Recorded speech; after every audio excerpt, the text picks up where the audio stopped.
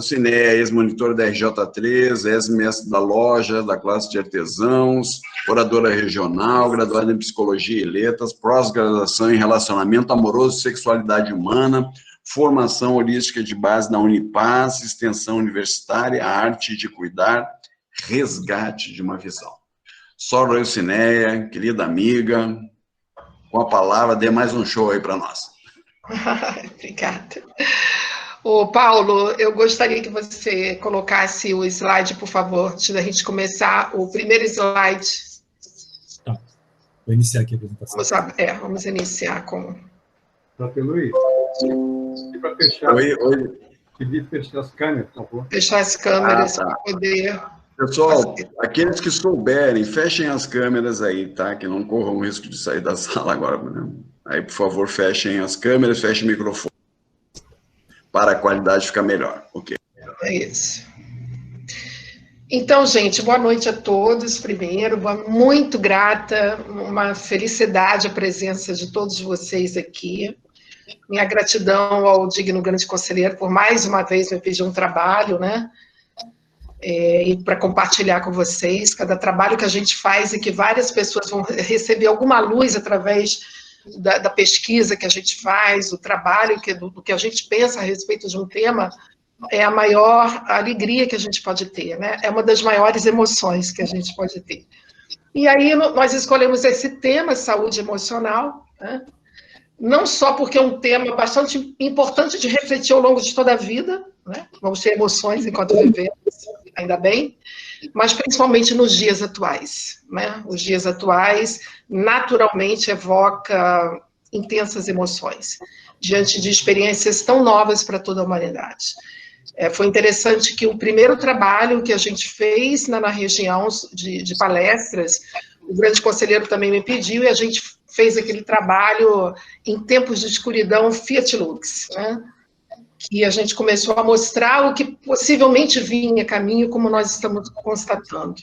Então, talvez seja uma reflexão importante observar esse instante, como continuar mantendo saúde emocional diante de momentos como a Sora de Santa Catarina falou, diante de momentos como o grande conselheiro falou, diante de momentos como todos nós estamos constatando, né?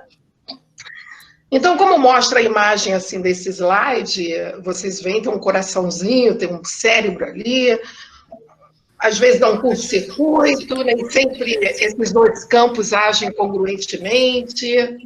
Então, o objetivo desse trabalho é exatamente abordar o estudo da emoção, segundo uma perspectiva neurocientífica, né? Eu fiz algumas pesquisas, principalmente através desse livro, O Mistério da Consciência. Tem um som aberto aí que está saindo o som. Muito. Gostaria que, por favor, fechasse, senão ficaria difícil. Então, por favor, não deixe seus microfones abertos, pessoal, senão atrapalha, tivemos que parar agora por isso. O Haroldo está aberto, eu gostaria que, por gentileza, fechasse, obrigada. É só para não repercutir o som aqui. Então, esse livro, O Mistério da Consciência, do Corpo das Emoções ao Conhecimento de Si, é um livro bastante interessante de pensar para quem quer se aprofundar um pouco mais no processamento das emoções, segundo a neurociência. E é assim que a gente vai ver como é que elas se formam, como é que a gente pode vivenciar de uma maneira mais saudável. Acho que o objetivo é esse.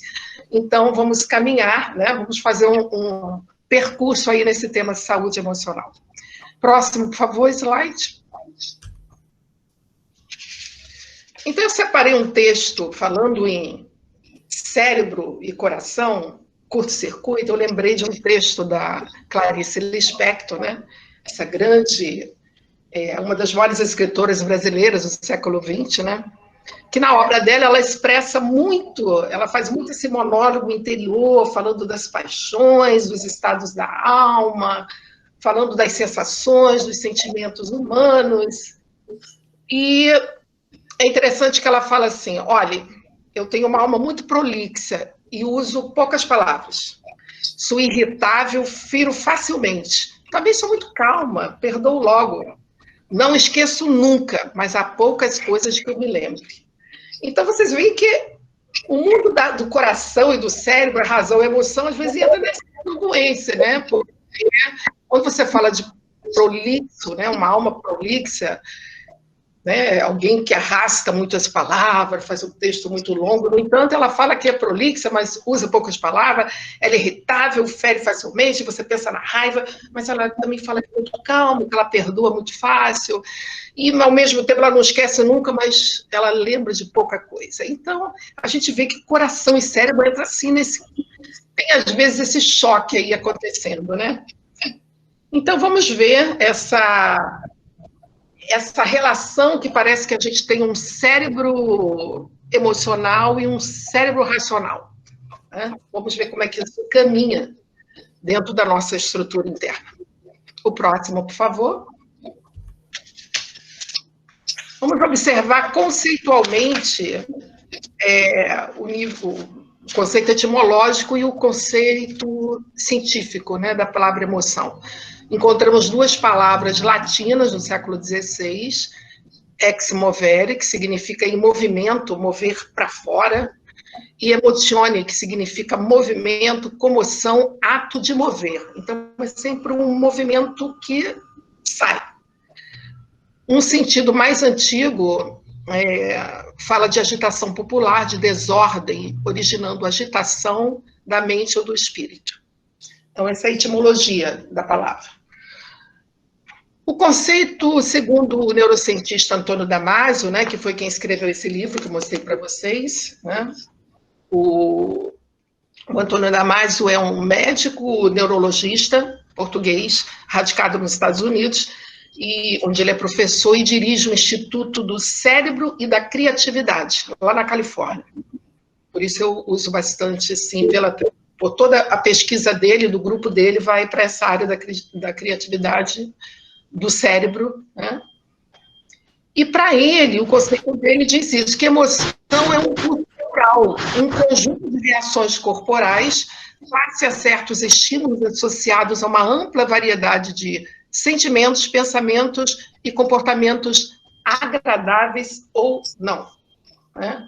Então, como é um impulso neural, esse complexo de reações químicas e neurais ocorre como uma programação de movimentos que ora acelera, ora desacelera os nossos batimentos cardíacos, ele tensiona, relaxa nossos músculos, conforme a qualidade daquilo que a gente pensa e daquilo que a gente sente, né? Daquele coraçãozinho, daquele cérebro. Então, a gente chega à conclusão, a partir do Dr. Antônio Damasio, que emoção não é uma teoria psicológica, ela é uma teoria biológica. São processos determinados biologicamente e que dependem de mecanismos cerebrais estabelecidos de modo inato, assentados em uma longa história evolutiva, e seu papel é auxiliar o nosso organismo a reagir de uma maneira adaptativa à vida e a conservar a vida. Então, adaptação e conservação da vida. Esses mecanismos são automaticamente, sem reflexão consciente, embora a cultura tenha um papel na configuração de alguns indutores, né? A gente vai ver isso na classificação das emoções, né? Então, a cultura tem um papel muito importante do que vai ser evocado em nossas emoções. Então, vamos ver a próxima, por favor. Então, as pesquisas do Dr. Antônio Damasio vai sinalizar 3 tipos de emoções que nos constituem. Emoções primárias, emoções secundárias e emoções de fundo. Emoções primárias, então, segundo a neurociência, né, são as emoções que são universais. Ou seja, elas estão presentes em todas as culturas, relacionadas com instinto, estão relacionadas com o instinto de sobrevivência. Elas surgem na infância e são úteis para que a gente tenha uma reação rápida. Então, o medo, a alegria, a tristeza, a raiva, a surpresa, a aversão, está nessa categoria universal. As emoções secundárias são o resultado da combinação entre emoções primárias e as situações no meio ambiente, dependendo, portanto, de aprendizagem nas interações sociais. Algumas aparecem mais tarde no desenvolvimento humano, como vergonha e culpa, que só aparece depois dos 2 anos de idade. Criança não tem vergonha, não tem culpa, né? Ela vai aprendendo isso na interação. A vergonha e a culpa vai ser evocado a partir do processo educativo, do processo que ela está, do campo que cada um está envolvido. Né? Então, a vergonha, o ciúme, a culpa, o orgulho, a inveja, que faz parte das emoções secundárias, ela vai ter isso, ela vai ter as situações do meio ambiente que vai evocar a presença dessas emoções. Por exemplo, vou dar um exemplo aqui. Eu posso ter, se eu sou casado, namoro alguém, se eu souber que aquela pessoa tem uma outra mulher, uma outra menina, eu vou ficar com muito ciúme, posso ficar com inveja, posso evocar raiva, vem tudo, porque a minha cultura, a cultura do Brasil não permite que eu divida uma relação amorosa com outra. Né? Mas se eu nasço lá nos países árabes, o que vai acontecer? O homem lá casa com 6 mulheres, 5, 6 mulheres. Então, a mulher lá vai ter ciúme se ela não é a primeira esposa. Ela não vai ter ciúme se na segunda noite ou terceira noite ela não é escolhida para dormir com aquele marido. Não tem nada disso. Né? Se aqui um homem tem uma outra relação com o outro, ele pode ter muita culpa. Lá não, é normal. Então, o ambiente vai provocar, o ambiente cultural vai induzir a manifestação em formas diferentes do que é vergonha, do que é ciúme, do que é culpa, do que é orgulho, do que é inveja. E emoções de fundo são caracterizadas porque não há uma manifestação de palavras que traduzam essas emoções. É na postura sutil do corpo, na velocidade, no movimento dos olhos, do corpo, na mudança, na quantidade de velocidade de movimentos no corpo, oculares, no grau de contração dos músculos, quando eu contraio o músculo, solto os músculos. Ou seja, os indutores dessas emoções, eles são geralmente internos e têm como causa processos contínuos de conflito mental, por esforço físico intenso, ou por decisões complexas, ou por uma ansiedade muito grande, face a acontecimentos agradáveis ou desagradáveis. Então, bem-estar, mal-estar, calma ou tensão vai estar relacionado a essas emoções de fundo. Né? O início da pandemia trouxe uma sensação de mal-estar terrível. A gente hoje evoca um mal-estar um pouco maior no momento de uma segunda onda, mas quando a gente encontra como agora, mesmo com tudo isso acontecendo à volta, nós temos uma sensação de bem-estar, uma emoção de bem-estar por estarmos encontrando um ao outro, falando um com o outro. Então, emoções de fundo é isso, ela tem a interação cultural e do momento que vai estar evocando esse tipo de emoção. A próxima, por favor. Localização e processamento das emoções. Né? Então, através dos avanços nas técnicas de imaginamento do cérebro, da neurociência, da neuroimagem funcional, isso a partir dos anos 90, hoje a gente sabe que o processamento das emoções, ele ocorre em estruturas do sistema límbico, de forma rápida, sem passar pelo córtex cerebral. Né? Então, quando a gente traz à mente um pensamento ruim, por exemplo, o pensamento gerado aqui no córtex pré-frontal, né, que é a área mais nobre, rapidamente ele se projeta para o sistema límbico, que está envolvido no processamento das emoções. E aí vai gerar algum tipo de emoção, como a gente viu dentro daquelas categorias. Então, no cérebro, né, como está aí no slide, o sistema límbico regula as emoções, sendo tão poderoso que pode anular tanto os pensamentos racionais como as respostas vitais. Eu posso ser PhD, posso ser bam na área racional, se eu tenho um pensamento ou uma imagem que evoca uma emoção densa, acabou a razão, vai anular tudo isso, e a resposta virá a partir da emoção que foi gerada ali. A amígdala dentro do sistema límbico, né, aquele pontinho ali que está sinalizado na imagem, é responsável por qualquer resposta emocional. É imediato. Né?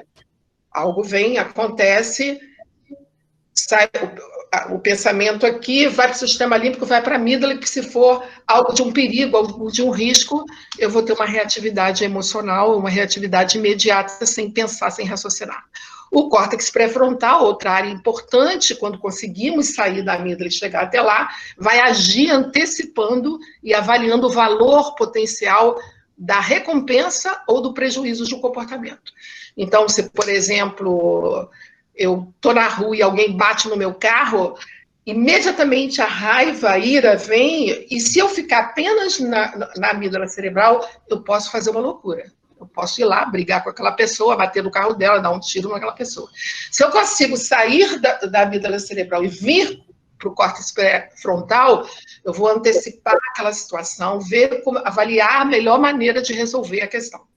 Porque vai ter prejuízo ou vai ter uma recompensa com essa reflexão. Mas se eu não sair da amígdala cerebral, certamente terei prejuízos. Qualquer um de nós. Então, vamos ver a próxima. Então, está ali a amígdala, mais uma vez, para a gente compreender, né, que é uma estrutura muito importante no processamento das emoções, principalmente o medo, a ira, né, como está ali. Então, está ali aquele pontinho vermelho, é parte integrante do sistema límbico, localizado em regiões profundas no interior de cada hemisfério, de cada lobo temporal. A amígdala é a estrutura cerebral mais importante na reatividade emocional imediata, principalmente o medo e a ira, como eu expliquei ainda há pouco. Se eu tiver muito medo, eu posso, né, inclusive fazer um transtorno, eu posso fazer qualquer loucura naquele momento e no momento da ira também. Se eu não sair da amígdala cerebral, eu vou ter respostas posso ter ações muito intensas. Ela processa o significado emocional dos estímulos, gerando reações emocionais e comportamentais imediatas. Não dá tempo de raciocinar. Se ficar parado ali no raciocínio. Então, vamos para a próxima. Compreendemos bem aí a importância da amígdala cerebral. Então, diante de uma emoção, né, veio o pensamento levou para o sistema límbico, e eu fiquei lá teve medo ou teve ira, estou lá na amígdala cerebral, a reatividade do meu organismo é ou ter dor de barriga, ou chorar, ou rir, ou tremer, principalmente as pernas. Você vê uma pessoa que está muito tensa ou com muito medo, as pernas começam a tremer, a corar, a perder a voz e a sentir a respiração ou o coração acelerado. É a reatividade natural diante de emoções que surgem nesse nível que eu expliquei para vocês. Próximo. Então, temos essa grande questão na nossa vida, razão versus emoção. E eu separei um texto da Marta Medeiros, né, que é muito interessante de ver o que ela escreve, para a gente ver a incongruência que tem entre razão e entre emoção. E ela diz assim: razão e emoção são dois planetas que não habitam a mesma galáxia. Você sabe que sua dor é superável. Você sabe que amanhã vai encontrar um novo amor. Você sabe que é uma felizarda por ter saúde, família, um teto para morar, mas você não sente assim.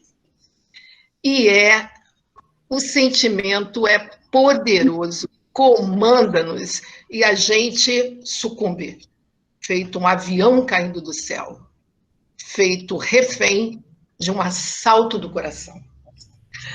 E os escritores são maravilhosos, os poetas são maravilhosos, eles resumem em poucas palavras um entendimento complexo e de forma maravilhosa. Então, ela está falando disso, né? Que a razão e a emoção nos habita e fica aquele coraçãozinho, a mente lá, o cérebro meio em estado de choque, porque você pode ter um raciocínio lógico super bem desenvolvido, entender tudo isso, mas você sucumbe diante da emoção, a gente sucumbe diante da emoção. E a neurociência, ela reconhece a relevância do papel que essas emoções desempenham em nossa vida. O doutor Antônio Damasio, que eu falei com você do livro, ele e os colegas, eles oferecem assim, evidências muito convincentes que, na realidade, emoção e razão, na realidade, são essencialmente inseparáveis. A gente sempre vai viver com essa questão. A gente sabe, está ali, mas aí a emoção vem, corta tudo, vai tudo para o espaço.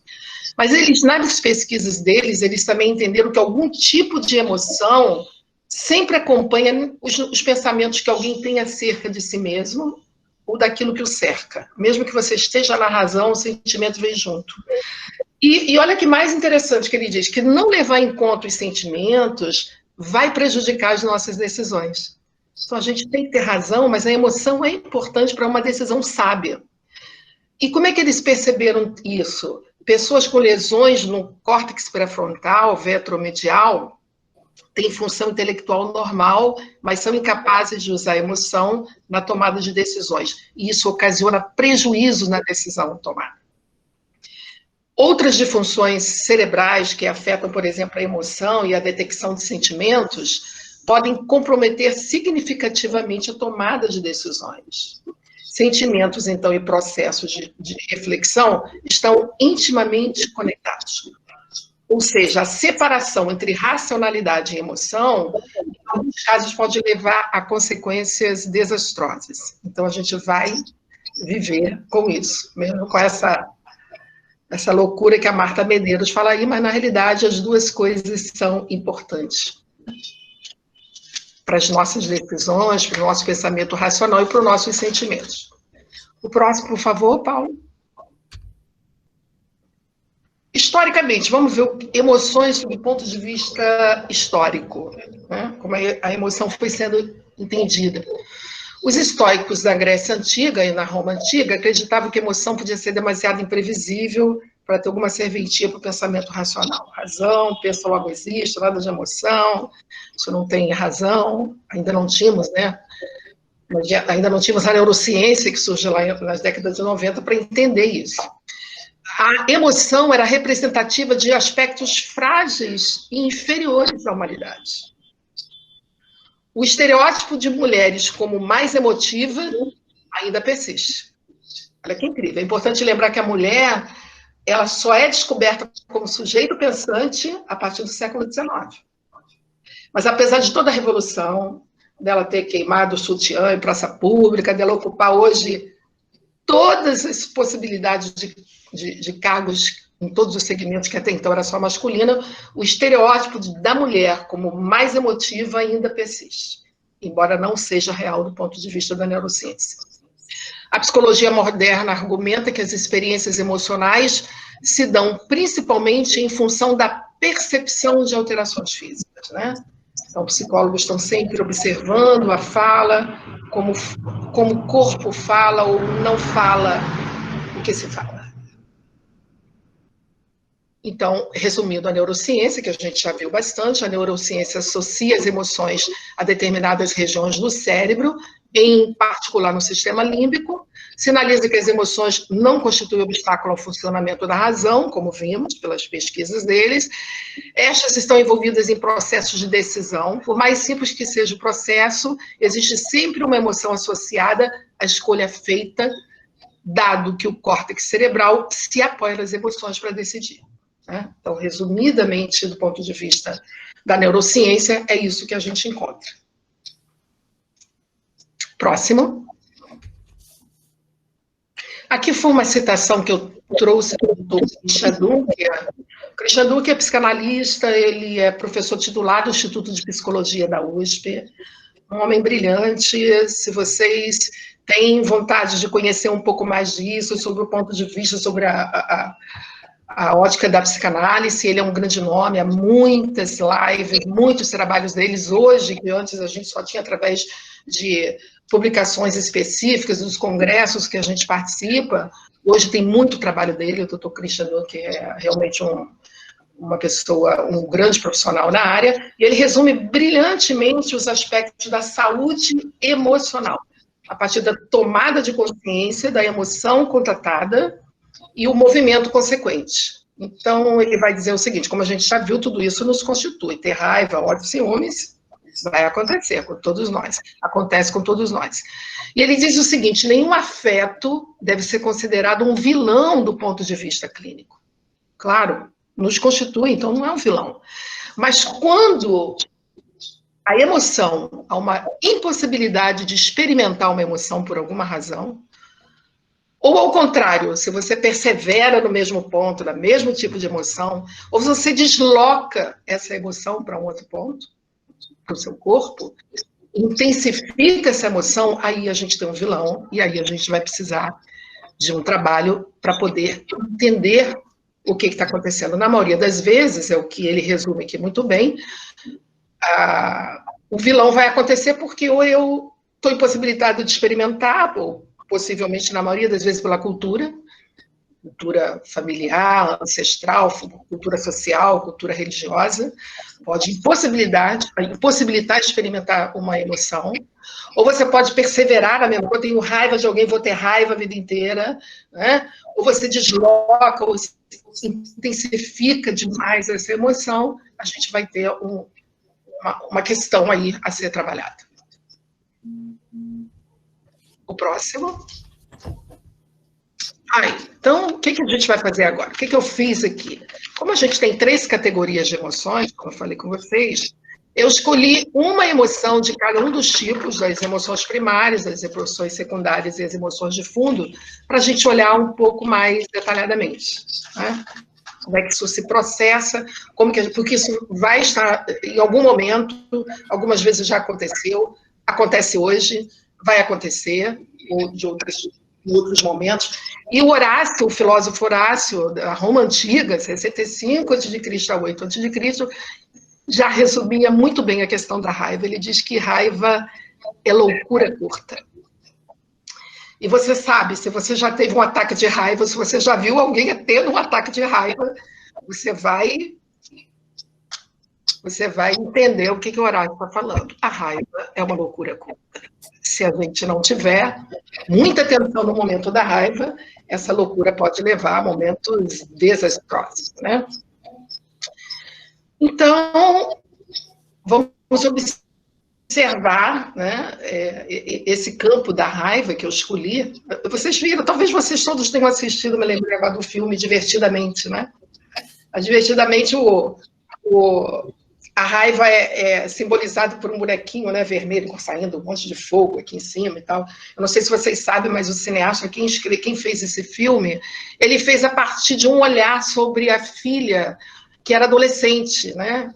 Ele observava que a filha o tempo todo estava com raiva, estava com nojo, tudo, ai, que nojo, ou estava triste, ou estava alegre, era assim, né, a coisa subia e descia o tempo todo. Aí ele fez aquele maravilhoso filme, assim, da gente compreender esses quatro níveis de emoções dentro da cabeça de um adolescente, né?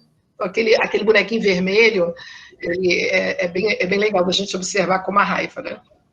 Então, diante de um acesso de fúria, de uma irritação, né, a gente fica irritado e a gente ou inibe a emoção seguro, que é um grande problema, como o Dunker, o Dr. Dunker falou, ou a gente encontra uma maneira mais suave de trabalhar isso aí, né? Então, vamos observar como é que a gente pode trabalhar essa questão tão séria da raiva que, de vez em quando, vem com toda intensidade na nossa experiência.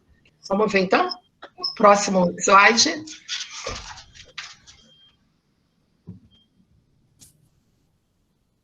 Então, vamos observar a nossa atitude diante da raiva. Quando alguém está com raiva, a gente vai ver isso aqui, ó, sobrancelhas reunidas, o olhar fica fixo, lábios comprimidos ou boca aberta, exibindo os dentes, como se quisesse morder. Há uma irritação no momento da raiva. E aí a gente vê uma postura de desafio, o corpo fala, né? Postura de desafio, inclina-se para frente, eleva a voz com palavras escapando sem filtros ou abafadas por murmúrios e lágrimas. A face fica avermelhada, as narinas ficam dilatadas, respiração ofegante, cabeça levantada, encarando o adversário de cima para baixo, ereto, onde o peito enche o peito e se ergue na ponta dos pés, intimidando o adversário. Predominância de... Então, isso aqui é normal quando a gente tem raiva, tá, gente? Isso aqui é só um outro dia que eu falar. A gente está com raiva, isso tudo vai vir, né? A gente vai ter essa postura, a gente vai ter essas atitudes aí, é bem fácil de ver. Aqui, esse item, quando fala predominância de explosões de agressividade, está ligado a problemas no córtex pré-frontal, que é a área nobre do cérebro, né, responsável por controle de impulsos, processamento de emoções, julgamentos e escolha, onde eu raciocino daqui. Então, por exemplo, se eu tenho raiva, eu estou na amígdala cerebral, se eu consigo chegar aqui até o córtex pré-frontal, eu vou tomar uma decisão mais sábia. Eu não vou engolir a raiva, mas eu vou encontrar formas de trabalhar de uma maneira melhor. Mas existe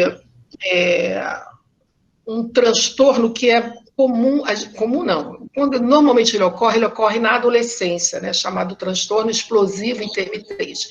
É mais comum na adolescência, é raro também, e a explosão da agressividade é quase que contínua, aquela criança, aquela pessoa, adolescente, está quase que o tempo todo. Aí, quando a gente observa que o adolescente tem uma predominância de explosões de agressividade, a importância de buscar uma análise de um psiquiatra para saber como trabalhar essa questão, porque pode ter algum problema assim nessa área, e aí a agressividade vem com muita intensidade. É só um item para a gente compreender, ter um olhar reflexivo diante das nossas inter-relações, né? A raiva tem aspectos negativos e também tem aspectos positivos. No negativo, ela é uma emoção inata, como a gente viu, porque é primária, né? Emoção primária inata, similar a uma pequena loucura, como Horácio bem falou, que toma corpo quando a pessoa se sente injustiçada, insultada, atacada, ou quando algo a impede de realizar o que deseja. Então, todas as vezes que a gente está em contato com esses tipos de situações, a raiva vai vir. Mas tem positivo na raiva? Tem. Por ser uma emoção bastante energizante e desde que bem encaminhada, ela pode ajudar até a promover mudanças tanto na vida pessoal quanto social. Por exemplo, a gente pode lembrar de Gandhi, né? Mahatma Gandhi. Gandhi era chamado a grande alma, um homem de paz, um homem da não violência. Mas ele fica com tanta raiva de ver aquela dominação do Reino Unido sobre a Índia, que ele pega essa energia energizante da raiva e promove uma mudança no país dele, sem levantar uma arma, sem atacar diretamente, fisicamente uma pessoa. Mas exatamente por ser uma grande alma, por ter outros desenvolvimentos no seu psiquismo, de desenvolver a intuição por prática de meditação e tudo mais, a raiva de ver aquela situação faz ele se mover e liberou a Índia do domínio inglês. Né? Martin Luther King também. Diante da indignação das questões sociais da raça negra nos Estados Unidos, ele pega essa energia da raiva e move toda uma luta por uma outra realidade da raça negra no país. Então, quando a gente está, algo mexe com a gente de uma maneira muito intensa, que pode vir a raiva, lembra que tem isso, tem a possibilidade de você transformar tanto a sua vida pessoal, quanto uma vida social, porque a gente tem exemplos disso, né? Como eu citei para vocês. A próxima, por favor. Então, que atitudes, que atitudes eu tomo diante da raiva? Que eu vou ler um pouco, porque são muitos itens, e eu vou falar um pouco para vocês de cada um deles. Primeira atitude que a gente tem que tomar, pode digitar, por favor, pode clicar. Isso, respire. A primeira pista da perda de controle é a alteração da respiração. Lembra de um momento que você teve raiva? Você está com raiva, a respiração vai embora. Então, quando você se sentir irritado, preste atenção na cadência com que inspira e expira, e no percurso que o ar faz dentro do corpo. Voltar à respiração consciente vai oxigenar, vai trazer clareza, vai levar a consciência para a respiração, que vai permitir que você desbloqueie a conexão da amígdala cerebral. Como eu falei com vocês, quando um momento acontece, a raiva vem com grande intensidade, nós estamos inteiramente na amígdala, não tem raciocínio, ela vai tem uma reação, é reatividade pura. Então, quando eu respiro, quando a gente fala, né, conte até 10, respira fundo, respira diafragmaticamente, é o tempo que eu consigo tirar toda a tensão da amígdala e trazer para o córtex pré-frontal, onde eu avalio a situação e posso não chegar a consequências terríveis, né? Então, levar a consciência para a respiração permite que desbloqueemos a conexão da amígdala para o córtex pré-frontal, levando a frear comportamentos capazes de prejudicar nós mesmos e a outros. Respire profundamente a partir do diafragma. A gente aprende muito isso nas aulas de pranayama com o Luiz, né, na yoga. Se a discussão estiver se tornando muito acalorada, se tiver com alguém e a discussão está muito acalorada, é difícil conseguir respirar. E aí uma técnica é tomar um copo d'água. Se você conseguir, se a discussão tivesse aqui em casa, com um momento difícil, com um filho, com um relacionamento amoroso, se está difícil a respiração, toma um copo d'água, porque ao tomar o copo d'água, isso ajuda a respirar.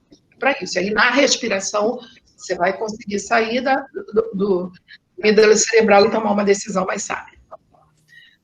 Mais um clique, por favor. Assuma, admita que está sentindo raiva. A gente não muda nada se a gente não assumir. Se a gente não assumir, a gente projeta no outro. O outro é que é um raivoso, o outro é que é um problema. É preciso aceitar a nossa condição humana e que em momentos de determinadas emoções a gente está sentindo raiva. Então eu preciso assumir que isso está acontecendo, por que aquilo está acontecendo. Não fazer julgamento na maioria das vezes já é o suficiente para acalmar. Eu assumo que estou sentindo raiva, deixa eu ver o que eu vou fazer com isso. Então, lembra disso, a gente só transforma aquilo que você admite para si mesmo. Senão você vai projetar no outro e não vai resolver nada. A raiva vai ficar guardada ali, trazendo outras consequências. Próximo item. Deixe a poeira abaixar diante da raiva. Tente não pensar sobre a raiva, nem falar dela na hora da irritação. Se você pensar ou falar sobre raiva na hora da irritação, você vai ficar ainda mais enfurecido. Num momento como esse, respire, repita calmamente dentro da sua mente uma palavra como calma, eu estou calmo, eu posso relaxar, eu estou relaxado, eu vou relaxar. E aí, nesse processo, você vai conseguir ter uma outra atitude. Próximo item. Afaste-se. Se acha que pode fazer algo de que possa se arrepender no futuro, fique longe do objeto da raiva, sai dali. Num primeiro momento, sai dali. Tenha em mente que a fúria passa, mas os estragos feitos podem permanecer por muito tempo. Não embarque na sedução da raiva. Faça qualquer coisa para interromper. Mas como é que eu faço isso, Cineia? Se eu preciso afastar, aquela pessoa está ali criando... Se você tiver atitudes como abaixar para amarrar os sapatos, amarrar o tênis, contar de 1 a 10, lembra da avó da gente falava, conta até 10, conte até 10, era bastante sábia, era uma neurocientista nata, a avó que dizia isso, porque contar até 10 eu saio realmente. Esse momento, né, que eu preciso me afastar dali. Escrever uma carta, às vezes, só de você se destacar, escrever, não dá para falar com aquela pessoa naquele momento, não dá. Mas eu escrevo, mesmo que eu rasgue depois, escrever uma carta, eu escrevo e mando para aquela pessoa, ou eu escrevo um e-mail e mando para aquela pessoa, isso vai acalmar, né? E aí depois, pessoalmente, você vai poder conversar um pouco melhor sobre isso. Próximo item. Cuidado com a metralhadora. É mais fácil descontar o mau humor. Esse item é muito importante, gente, preste atenção nisso. É mais fácil descontar o mau humor sobre aqueles que não podem se defender, como os que ocupam cargos subalternos ou pessoas próximas, que sabemos que nos amam, como filhos, pais, amigos, companheiro, marido, esposa, né? Isso ocorre porque, em geral, nós evitamos despejar a ira sobre figuras de autoridade, porque senão vai ter retaliação, né? Que são as pessoas que, na realidade, nos incomodam. E aí, com o receio da retaliação, é muito comum, eu chego em casa, ou eu descarrego aquela tensão em cima da minha esposa, ou do meu marido, ou do meu companheiro, ou de companheira, ou em cima dos filhos. Ou se eu tenho um cargo, aqui é um diretor, eu sou um gerente, eu posso descarregar tudo num subalterno, porque com ele não vai ter retaliação, mas aqui em cima vai ter retaliação. Então é preciso um imenso cuidado, porque isso acontece mais do que a gente possa imaginar, porque é um processo inconsciente que vem para se defender daquilo que eu não pude fazer com a pessoa direta. Próximo item. Não justifique. Passado o auge da raiva, é comum nós buscarmos estratégias para culpabilizar o outro. Ah, eu fiz isso porque é o outro que me provocou. Mas a verdade é que nós somos responsáveis por nossas escolhas e nossas atitudes. Não importa o que o outro fez, né? Ele não obrigou a você ao que quer que fosse. Ataque o problema, não pessoas. Né? Então, observe, eu fiz. Caramba, não era isso que eu queria fazer, mas eu fiz. Então, deixa eu olhar como é que foi, como é que é, o que eu posso fazer. Ah, não, a culpa foi do fulano que me prejudicou, tentou prejudicar. Não, olhe para você. Saia da justificativa. É assim que a gente muda, é assim que a gente consegue ir lidando melhor com um sentimento tão intenso como a raiva. Próximo. Faça o que lhe faz bem. Durante um bom tempo, a catarse foi uma técnica utilizada pela própria psicologia para trazer alívio aos trabalhos terapêuticos. Então, se eu estou com muita raiva, pega uma almofada, chuta aquilo ali, dá chute, grita, bate como se você estivesse batendo no teu chefe, batendo. Então, apesar da catarse trazer realmente um alívio momentâneo, o efeito dela não se sustenta. E se a gente recorre com muita frequência a esse tipo de descarga, batendo, na realidade as pesquisas foram mostrando que isso vai estimulando uma rede de emoções que vai, na realidade, ficar mais associada à violência. Olha que interessante, né? Então, ao invés disso, hoje, o que a gente vai tentando fazer? Vamos relaxar, vamos trazer à mente algo que lhe faz bem, a gente vai trabalhando com aspectos mais construtivos, aquilo que na Rosa Cruz trabalha-se muito, né?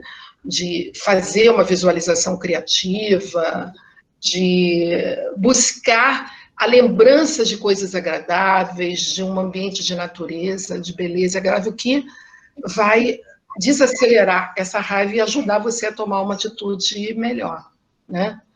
Então, apesar da gente ter sido usado muito esse tipo de prática, hoje a gente sabe que o resultado alivia realmente naquele momento, mas na realidade pode fomentar ainda um pouco mais de violência. Próximo item. Considere outro jeito de agir. Passado o momento da irritação, pense na situação que provocou o descontrole e imagine-se exatamente no mesmo contexto, mas agindo de outra forma. Com mais serenidade, escolhendo as palavras certas, o tom que você gostaria de usar, porque, como você viu na hora, né, o corpo vai assim, você grita, se impõe diante do outro e nada se resolve. Então, se eu considero antes a forma de agir, eu vou conseguir ver exatamente a melhor forma, as melhores palavras, o jeito, e, novamente, usar uma visualização criativa, nesse momento é muito útil, né? Então, se necessário, você deve repetir bastante esse exercício para se familiarizar com formas mais saudáveis de lidar com qualquer que seja que te incomoda. Como a gente viu, a gente não tem que engolir nada, porque vai trazer prejuízo. Mas a gente pode encontrar formas, né, de agir diante daquela situação que vai beneficiar todos e principalmente a si próprio. Próximo item. Procure ajuda, né? Falar sobre o que aborrece com amigos ou colegas não costuma trazer tantos benefícios, né? Principalmente se a irritação acontece com mais frequência, com muita frequência. Se você está com muita frequência, tem algum indutor interno trazendo isso à frente, né? O conversar com um amigo, falar sobre o problema, alivia um pouco naquele momento, mas o que pode estar provocando aquela sensação pode ter outras razões que aí precisa de um acompanhamento psicoterapêutico, procurar, né, uma forma de poder falar num ambiente protegido, onde livremente se pode falar sobre aquilo, em que a situação ser ressignificada com o auxílio de um profissional, assim, da área, né? O próximo item, harmonize-se com o eu superior. Acima da amígdala, acima do córtex pré-frontal, acima de um eu consciente, racional, emocional, há um nível de consciência mais profundo em todos nós. Quando eu me harmonizo com esse, o que a gente chama na Rosa Cruz, principalmente de eu superior, com esse aspecto, com esse nível mais profundo de consciência que me habita, a raiva terá poucas possibilidades de vir com toda a intensidade destrutiva dela. Não que ela não venha, algumas vezes vai vir, é normal vir, mas a gente vai conseguindo trabalhar com ela, sujeito dela, e não objeto dela. Como objeto dela, como vocês viram, a amígdala cerebral pode fazer você fazer absurdos dos absurdos. Como diz o Dalai Lama, um inimigo externo não tem como destruir a nossa tranquilidade de espírito. Então, se a gente investe nesse nível da tranquilidade interna, as nossas possibilidades de lidar mesmo com uma emoção tão densa como a raiva é enorme. Né? O próximo, por favor. Aí vamos para as emoções secundárias. Emoção secundária, eu escolhi a inveja. Porque a inveja, como diz Sócrates, 469 a 399 a.C., o filósofo grego, a inveja é a úlcera da alma. Né? Você sabe que a úlcera é uma ferida que fica ali, cada vez aumentando mais. E a inveja é na alma que ela abre essa ferida. Né? Então, ela é extremamente dolorosa, é muito destrutiva, muito desagradável. Exatamente como na antiguidade o Sócrates falava, né? Que ela é a úlcera da alma. E é raro encontrar alguém que em nenhum momento tenha sentido ou não tenha sido alvo da inveja alheia. É muito difícil. Ou você sente, ou você foi alvo dela, às vezes de uma maneira altamente destrutiva. É definida pela dor de ocupar uma posição inferior àquele que almejamos, ou por querer o que é do outro. Tanto como um carro, como uma característica física, quanto uma conquista de trabalho. Quando eu quero algo que é do outro e que eu comparo com aquilo que eu não tenho, a inveja vem. E a mesma coisa o outro em relação a nós. Vamos ver, então, o próximo. Entender um pouco mais da inveja. No negativo, quando a inveja vai para o seu aspecto mais negativo, ela é a mais radical das manifestações de impulso destrutivo. É o intenso desejo de querer o que é do outro e de destruir por não possuir a qualidade. Esse é o aspecto mais destrutivo dela. Eu não só fico muito mal porque eu quero destruir porque eu não tenho a qualidade, oportunidade ou posse que aquela pessoa tem. Esse é o pior aspecto, sentir prazer com o sofrimento alheio e prejudicar direta ou indiretamente. A gente vê muito isso, né? Infelizmente. Então, às vezes, no ambiente profissional, então, é muito... A gente ainda encontra, né, pelo nosso nível de consciência, né, o quanto isso está ali ocorrendo o tempo todo. Então, por exemplo, é como eu estava até comentando com a filha de uma amiga nesse fim de semana, e dizendo assim, então, por exemplo, você fez engenharia de produção, e eu olho para aquilo, nossa, eu queria ser engenheira de produção também, puxa vida, tem um status, ganha bem, mas eu não tenho essa capacidade, meu nível mental não entende de matemática. E aí eu começo a destruir isso naquela pessoa. Mas para que você está fazendo isso? Nossa, isso aí está cheio de gente fazendo engenharia de produção, isso não dá em nada, você não vai ganhar dinheiro. E isso é porque eu não consigo, eu queria ter aquilo, ter aquela profissão, mas eu percebo que eu não tenho capacidade, eu não passei no vestibular, então eu tento, esse é o aspecto mais destrutivo da inveja, é aquela em que ao perceber que eu não consigo ter algo que o outro tem, eu tento destruir a capacidade do outro, a possibilidade do outro. Por isso é que ela é a úlcera da alma, como diz o nosso amigo Sócrates, né? E no pior aspecto é isso, eu sinto prazer com de prejudicar o outro, direto ou indiretamente, ver aquilo ruir, ver aquilo acabar.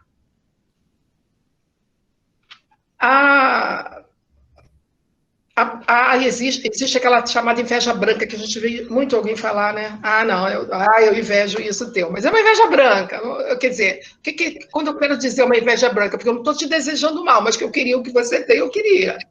É uma hostilidade menos evidente, embora com aspectos desagradáveis. Né? Eu me lembro de um curso que eu fazia, dentro da minha área, em que tinha uma aluna, uma menina, uma colega lá, brilhante, cognitivamente ela é brilhante, uma pessoa com uma capacidade racional, intelectual, pessoa brilhante. Aí eu me lembro de um dia que a professora falou assim, ela fez uma elaboração de um tema que a gente estava fazendo na hora, e aí a professora falou, que inveja, é uma inveja branca, mas que inveja dessa sua capacidade de raciocinar dessa forma.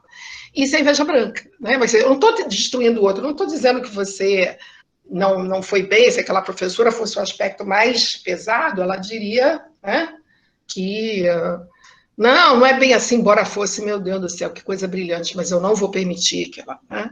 Ali não, mas é uma inveja branca, ela até brincou isso na hora, é inveja branca, hein? Mas que espetáculo, eu queria ter essa capacidade. Mas há uma inveja positiva?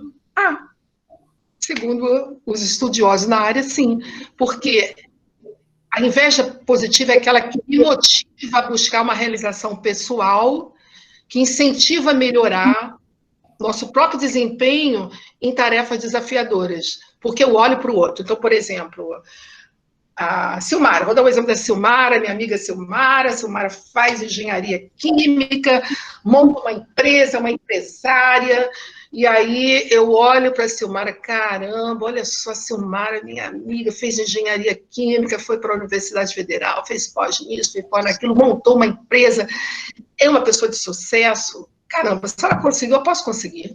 Onde será que ela fez o curso? Onde será que ela fez o pré-vestibular? E aí eu posso até chegar perto dela, poxa, onde foi que você fez o curso disso? Como é que eu desenvolvo essa área aqui? Foi ali. E aí eu me movo aí para um caminho da qual ela atingiu. Então, apesar de eu estar desejando algo que ela tem, eu vou no aspecto positivo. Eu uso esse meio a olhar o resultado dela, a olhar, a observar que ela tem um sucesso que eu gostaria de ter e me movo para ali. E caminho por ali. Então, tem um aspecto positivo também. Né? Então, por que ela é uma úlcera da alma? Porque, através dela, como a gente vê ali, aqui do lado, Caim matou Abel, seu irmão. A madrasta manda matar e envenenar a Branca de Neve. Ela era bonita, mas ela não queria ninguém mais bonito que ela. E o fato da gente estar comparando sempre com o outro brota inveja. Salieri até o leito de morte, segundo historiadores, né, inconformado com o talento e sucesso de Mozart, culpa a Deus por sua inveja, porque ele fez criaturas tão diferentes. Né? Mozart era um gênio, gente de gênio não dá para comparar nada, gênio é gênio. Ele era ótimo, né, segundo o estudo nessa área, ele era excelente na sua época, fez trabalhos maravilhosos, mas no momento que ele passou a comparar, ele passou, né, segundo dizem, a ter muita inveja e até culpar Deus. A culpa é de Deus, ele que, por eu ter essa inveja, porque ele me fez diferente dele. Né? A raposa, na fábula do Esopo, desdenha as uvas, é aquela coisa que eu desdenho, né? O que o outro tem, porque eu não consigo. Eu estou doida por as uvas, mas eu não consigo pular, eu não consigo dar o salto até as uvas, aí eu digo que elas são verdes. É um pouco o exemplo que eu dei, né? De quem está em formação, que consegue algo que eu não consigo. Dante Alighieri, na Divina Comédia, descreve com detalhes como almas carregadas de ressentimento pelo que não desfrutaram, marcham pelo purgatório com as pálpebras fechadas para nunca mais verem com olhos invejosos. Então, a inveja tem isso, é pesado até, segundo o Dante aí, até depois. É uma reflexão importante da gente ter quando ela chega, né? Cada nuance da inveja, então, a gente vê que afeta o comportamento de alguma maneira. Né? Próximo, por favor. Então, olha que interessante, vamos voltar à neurociência dentro dessa perspectiva da inveja. Né? O doutor, eu não sei a pronúncia certa, Hidehiko Takahashi, né, porque é japonês aqui, Ele é um pesquisador do Instituto Nacional de Ciência Radiológica em Tóquio, e ele conduziu um estudo sobre desconforto mental que o sucesso alheio nos causa, né? Observando correlações neurais, como é que isso acontecia. Então, através de ressonância magnética, ele examinou o cérebro de voluntários e identificou onde são processados esses sentimentos. Então, a conclusão que ele chegou, o desconforto com sucesso alheio ocorre, a área que fica em atividade é o córtex cingulado anterior, né, que é essa área azulzinha aqui menor, que é a mesma região da dor física. Olha que loucura. Você tem dor física, essa área entra em atividade. Você está com um desconforto com o sucesso do outro, essa mesma área entra em atividade. Ele também observou na sua pesquisa que o prazer com o sofrimento alheio, que no aspecto mais negativo da inveja a gente tem, né? Se deu mal. O estriado ventral entra em atividade, que é a mesma região da sensação de prazer. Então, se eu fico nesse ponto aí, o prazer, né? O estriado ventral entra em atividade, eu estou com prazer de fazer isso. O aumento da inveja e prazer com o infortúnio alheio produz ocitocina. A ocitocina é um hormônio que favorece a criação de vínculos, fortalece a ligação entre mamãe e bebê, deflagra sentimento de confiança, mais tolerância. Mas pesquisadores da Universidade de Haifa, em Israel, eles fizeram um experimento com 59 voluntários. Metade eles deram ocitocina e metade não recebeu placebo. Esse grupo que recebeu placebo, o nível de inveja foi bem atenuado com a experiência que eles fizeram. Já os que receberam ocitocina apresentou mais inveja, mais sentimento de prazer com o infortúnio alheio. Então, se eu estou nesse nível mais negativo da inveja, eu produzo ocitocina e aí eu vou ter prazer com aquilo e não vou sair dali. Um outro experimento que eu sinalizei aqui, feito por pesquisadores, chegou à conclusão que quando há comparação, olha que interessante isso, hein?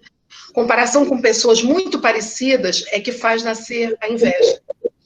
Então, é mais comum assim, uma mulher se incomodar com outra se ela estiver na mesma faixa etária, na mesma profissão, do que com características diferentes. Se a pessoa, se é uma mulher com outra, uma idade diferente, ou uma profissão diferente, não provoca tanto, mas se for na mesma faixa etária e tal, a inveja tem mais probabilidade dela surgir. Então, a inveja, como a gente falou, ela decorre dessa comparação na qual o invejoso perde a disputa e se sente inferiorizado. Se eu perco, eu percebo que eu sou menor, se eu percebo que eu fiquei inferior com alguém que na mesma faixa etária, no mesmo nível profissional, no mesmo... aí ela vem com essa intensidade. Próximo. O que fazer, então? Aqui os itens saíram todos de uma vez, não sei por que razão, quando eu fiz o slide, eu não consegui fazer um a um como eu fiz com o outro, mas não tem problema, né? Então, a primeira coisa, como vimos, assumir. A gente já viu que nada muda se eu não assumo, se eu não percebo que eu estou sentindo inveja, porque se eu, sim, perceber, caramba, eu estou com inveja, eu posso fazer alguma coisa. Se eu não fizer isso, eu vou continuar, como a gente já viu, projetando no outro. Reconhecer para ajudar a superar essas limitações, porque, embora seja natural, acontece com todo ser humano, eu não tenho que ficar objeto dela. Eu posso ser sujeito dela. Tá? Suprimir impulsos negativos. Como eu faço isso? Estamos simplesmente à mercê desses impulsos, eles podem ser dominados voluntariamente. Lembremos que por termos consciência, sermos seres conscientes, nós somos capazes de refletir, de planejar e de controlar a tirania onipresente das emoções. A gente já viu que é biológico. Mas eu tenho consciência. Então eu posso mudar. Antes que elas tomem conta de nós, porque além de ser socialmente indesejável, a inveja é extremamente dolorosa. Ela é muito desagradável. E por isso não medimos esforços. Devemos não deixar de medir esforços para transformar essa emoção quando a gente tem a capacidade, a percepção de assumir que ela está acontecendo. estudos sugerem que interações complexas, pressões de tempo e outras situações estressantes podem dificultar a supressão desses impulsos. Preste atenção nisso. Então, se tiver muito estresse, alguma interação muito complexa, é mais difícil de a gente conseguir mudar isso, né? Tem que ter um olhar, às vezes, uma ajuda para poder trabalhar essa questão. Então, assim, a capacidade de controlar impulsos invejosos costuma ser diminuída por fatores como estresse, cansaço e efeito de drogas e álcool, porque o autocontrole fica enfraquecido. Então,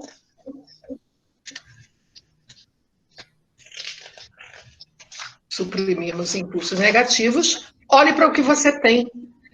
É uma das formas que a gente vai trabalhar isso. A inveja pode ampliar nossos desejos e nossos apegos.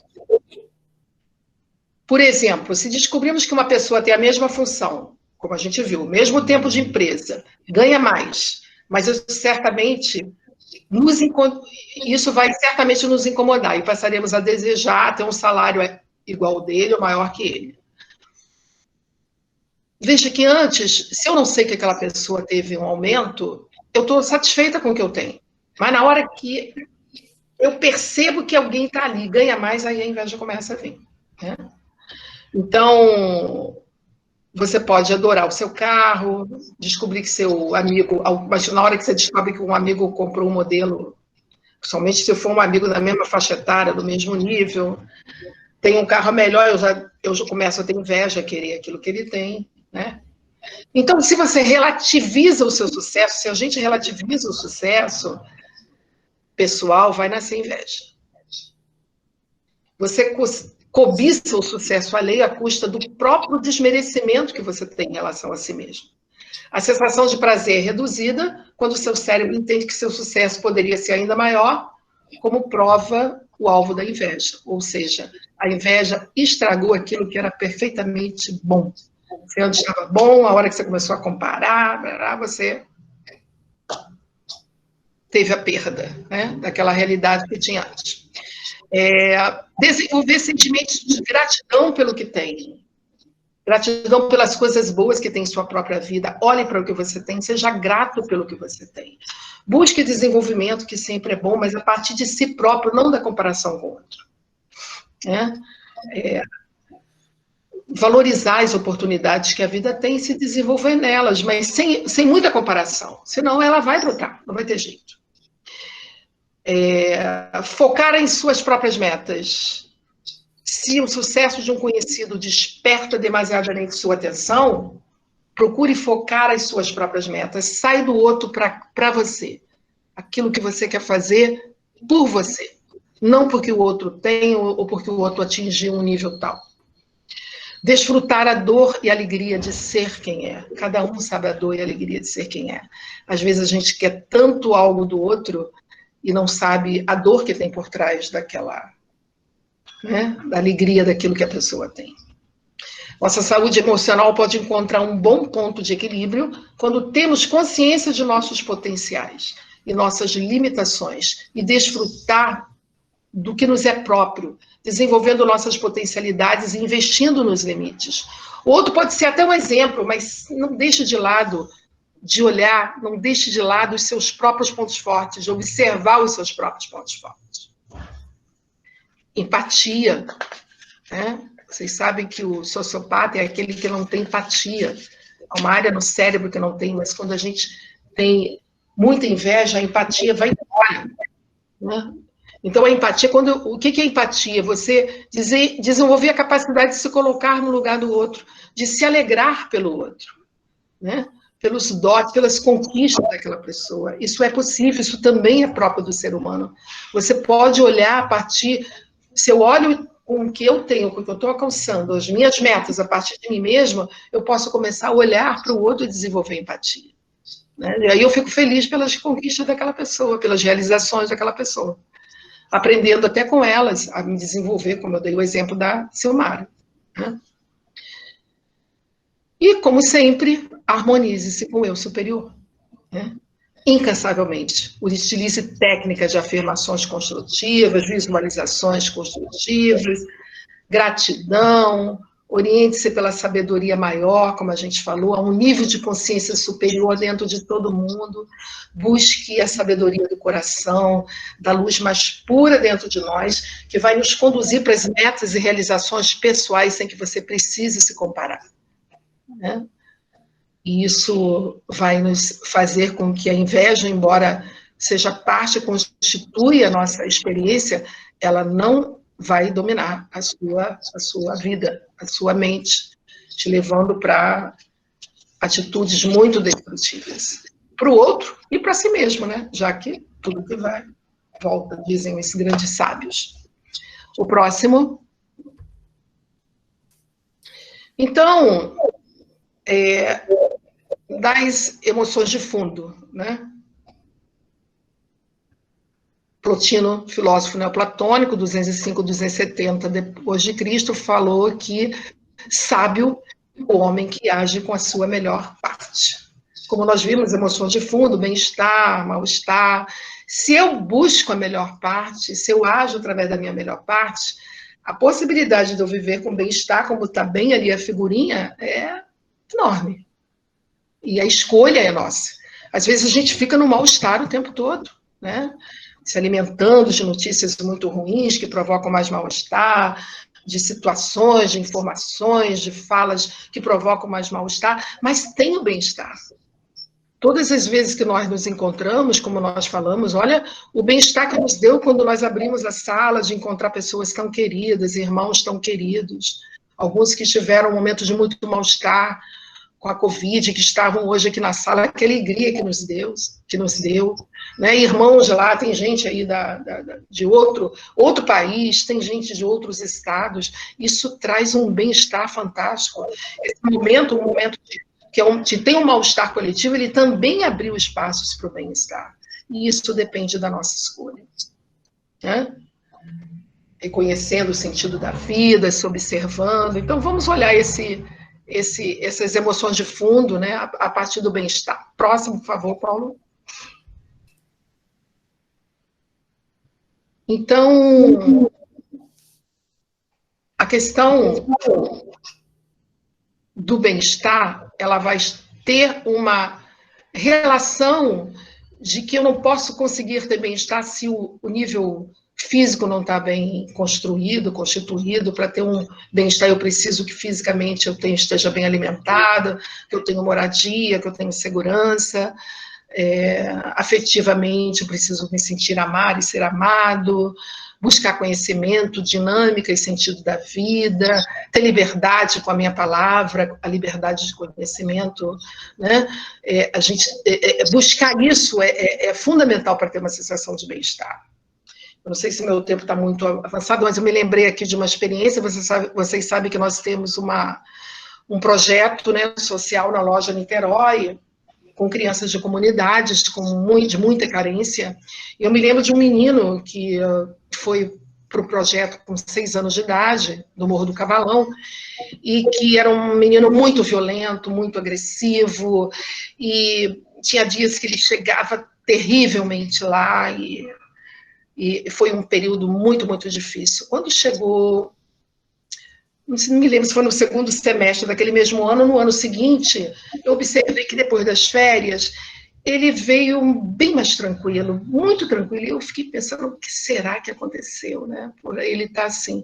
E aí um dia ele falou assim para mim, tia, nossa, estou tão feliz porque, assim, lembrei, tinha chovido, né? Havia chovido, e ele falou assim, agora eu estou tão feliz, tia, porque agora, quando chove, não entra água lá em casa, porque antes era horrível, quando chovia, molhava tudo, aí eu ia para um canto, molhava, a gente ia para o outro lado, molhando a cama, ficava encharcada, não podia dormir, então eu ficava, era horrível, e agora a mamãe conseguiu botar o telhado lá e tal, e agora não chove mais, e eu vi aquela criança mudar a sua forma, porque ele conseguiu ver a ter essa necessidade básica do físico, que era uma moradia com nível primário de segurança, ser constituída na vida dele.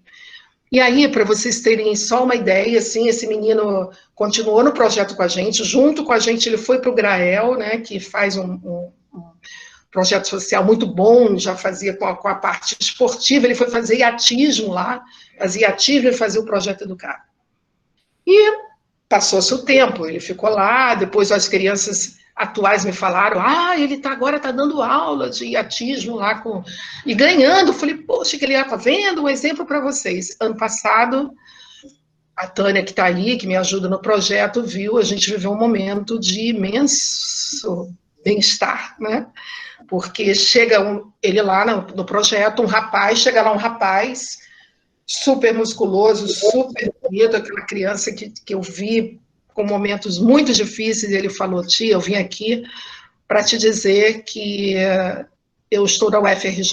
Eu passei para a Educação Física, passei para a UFRJ e passei para a UERJ, escolhi a UFRJ.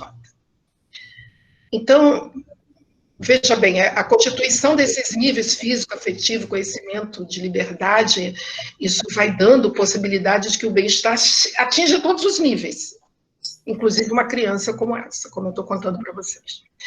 Então, mas essas satisfações, elas vão até um ponto, é verdade, eu posso ter a melhor casa, posso ter um carrão, posso encontrar um ótimo companheiro, posso estudar muito, fazer graduação, pós-graduação, posso ter muita liberdade para falar, mas há uma fragilidade nas satisfações físicas, nas satisfações materiais.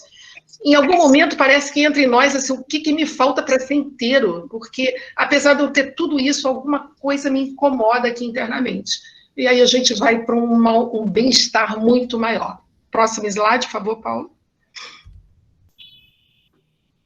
É quando eu faço uma abertura para um encontro com uma felicidade autêntica, uma felicidade que dissocia objetos que, embora importantes, a gente não chega aqui sem aquela base.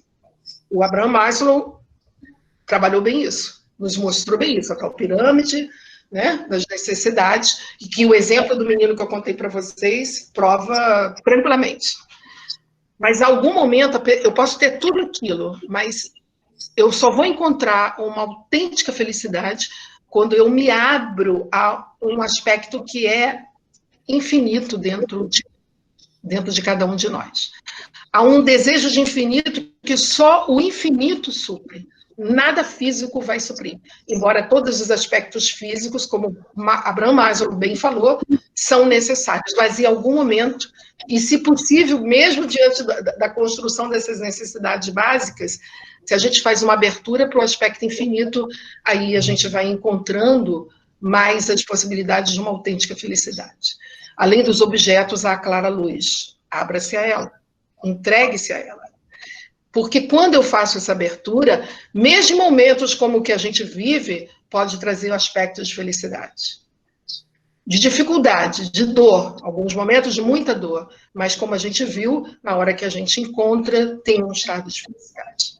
Quando a vida, desde 89, eu fui para a Rosa Cruz e comecei a trabalhar esse nível interno, a me abrir para essa força de luz interna, quando chega um momento como esse, eu consigo estar em paz, apesar dele, e consigo trabalhar para o outro, e consigo desenvolver a passagem de emoções tão densas para um estado de serenidade com o outro. Então, é nesse campo que nós construímos a possibilidade de um bem-estar que não se desfaz apesar de momentos muito densos e difíceis como o que a gente atravessa. Aí é uma transformação do sujeito. E para isso precisa cuidar do ser, daquilo que é imortal em nós. A vida inteira, se a gente abre um espaço para isso, a gente vai trabalhando e desenvolvendo esse aspecto de felicidade autêntica que vai, né, nos deixando num estado de bem-estar. Embora consciente que a dor é imensa, que é uma dor coletiva, a gente consegue ir trabalhando, sustentando, por estar sustentado internamente, a gente sustenta a muitos. Próximo, por favor. Então, a gente está terminando, só um resumo aqui. Vamos lembrar, então, a partir do que eu falei agora, e de tudo que foi dito, que, na realidade, nós temos 3 estados de consciência. Uma consciência contraída, né, onde eu tenho percepção de tudo que ocorre, mas os problemas aparecem e eu reajo, é o estado da amígdala cerebral, a reação pura para poder sobreviver, instinto de sobrevivência, adaptação à vida, um aspecto importante, como a gente viu, que a neurociência confirma, mas é um estado de consciência, importante, mas é contraído. E aí tem uma abertura para a expansão de consciência, né? Como a gente viu. No momento em que eu expando a consciência, que além dos objetos, eu vou fazendo uma conexão maior, num nível mais profundo em mim mesma, a conexão com toda a vida ao redor começa a acontecer, igual a gente está fazendo aqui agora, outro país, outros estados, uma conexão muito maior, muito além, inclusive, do nível físico que a gente tem aqui, em que as soluções aparecem. Mesmo em momentos de dor imensa, na consciência expandida, as soluções começam a brotar, porque ela vem a partir da luz. E há um nível ainda mais profundo, que é a consciência pura, que alguns atingem, os mestres, né, que a gente fala, os grandes seres, que é um estado de criatividade pura, onde todas as situações são oportunidade criativa. Não há o feio, não há o mal, tudo é criativo. Em qualquer situação, a criação vem e eu sei para onde ir, como ir. Eu acolho a dor, o sofrimento, mas eu vou, a criação está toda por ali. Então, a nossa vida é uma vida em que é importante a gente perceber esses 3 níveis e saber o que eu quero fazer com ela, ser sujeito de si mesmo, né? Eu posso ficar só na contração, tá bom, isso é humano, vou ficar ali no nível contraído. Mas eu posso me abrir para a expansão dessa consciência e posso caminhar ainda mais para um nível mais puro, um nível do topo da montanha, né? Como lembrei agora da palestra que o Vasco fez, né? Fazendo essa alegoria da subida para a montanha. E aí perguntaram ao Buda o que você achou, o que você ganhou com a meditação. E ele disse, nada, mas deixe-me dizer o que eu perdi com ela. Ansiedade, raiva, depressão, insegurança, medo da velhice e medo da morte. Tudo isso que nos constitui, que provoca uma grande densidade nesse momento, porque efetivamente tudo isso está atravessando a nossa vida, se eu tenho uma prática de meditação interna, se eu busco esse nível de consciência expandida e pura, esses medos se diluem. Eu não fico na contração. Próximo, por favor. Então, uma prática de meditação, se diariamente a gente aquieta a mente por 15 ou 20 minutos, vai reforçar. Isso é base científica, tá? Isso aqui são estudos que provam que hoje isso ocorre, né? Alguns cientistas analisaram o cérebro de pessoas que têm longo tempo de meditação, né? Alguns foram para a Índia analisar aqueles cérebros que grande parte da sua vida prática da meditação com aquele que não faz. Então, eles chegaram a essa conclusão. Quem medita, quem aquieta a mente, né? Vamos lembrar que o mindfulness é utilizado hoje para...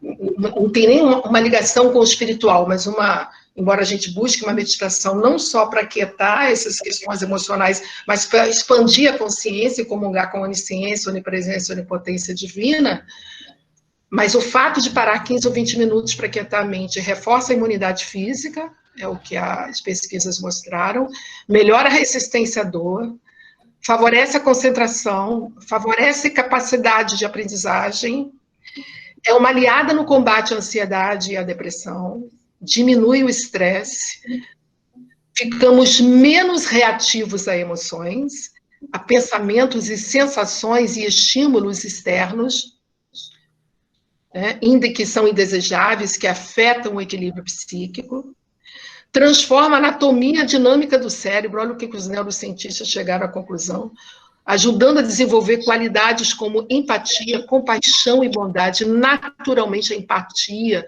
a compaixão e bondade, que são valores tão superiores e está presente em todos, à medida que a gente dá esse espaço para a meditação, isso vai sendo desenvolvido.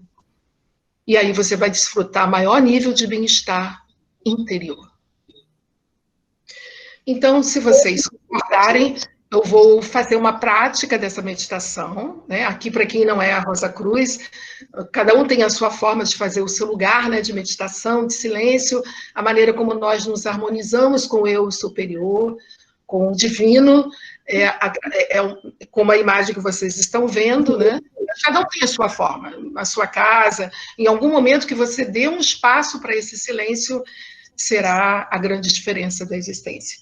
E aí eu convido, se vocês quiserem, para a gente fazer uma prática de meditação, antes do nosso encerramento. E aí eu peço que você sente, de preferência, se quiser praticar com as costas eretas, o mais ereto possível, as mãos sobre as coxas. E se quiser, você pode fechar os olhos. Paulo, você pode colocar nossa música de meditação, por favor?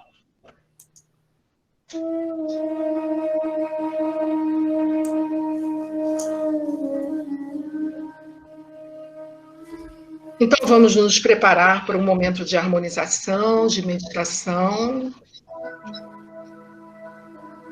Vamos fazer 3 inspirações e 3 expirações mais profundas.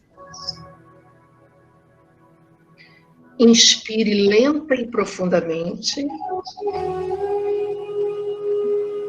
abrindo o ventre na inspiração, e expire ainda mais lentamente, abrindo o ventre na inspiração e encolhendo o ventre na expiração.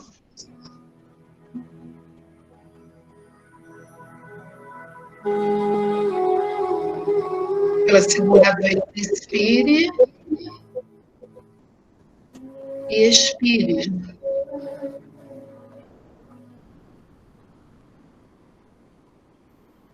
Pela terceira vez, inspire e expire.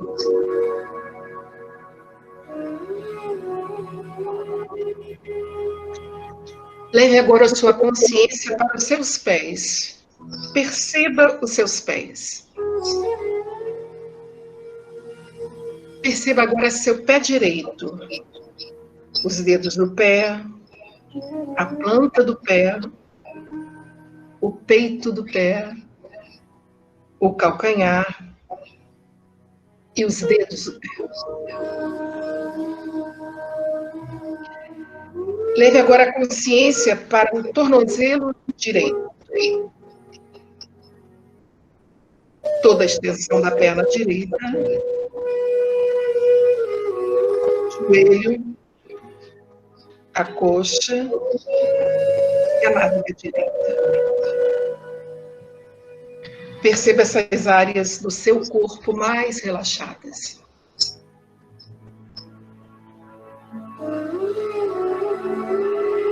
Leva agora a consciência para o seu pé esquerdo. Perceba o seu pé esquerdo. Os dedos do pé, a planta do pé, o peito do pé e o calcanhar. Perceba seu pé esquerdo mais relaxado. Leve agora a consciência para o tornozelo esquerdo, toda a extensão da perna esquerda, o joelho, a coxa e a nádega esquerda. Perceba essas áreas do seu corpo mais relaxadas. Continue inspirando e expirando lenta e profundamente. Perceba agora toda a musculatura do seu ventre,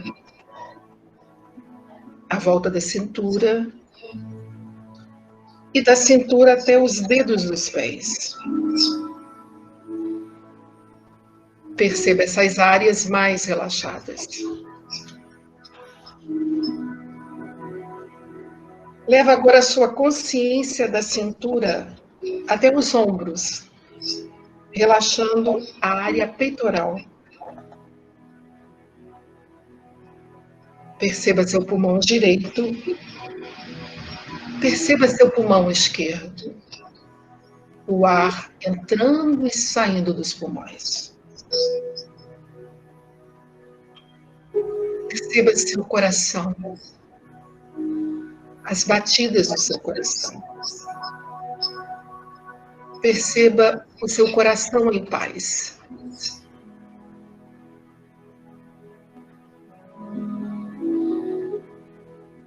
Leve agora a consciência para os ombros e toda a musculatura das costas, soltando o peso das costas.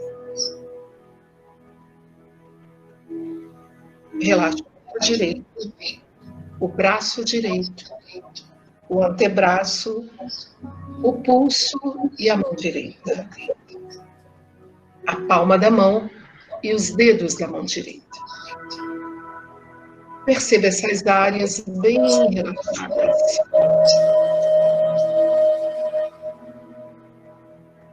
Relaxa agora o ombro esquerdo, o braço esquerdo, o antebraço, o pulso e a mão esquerda.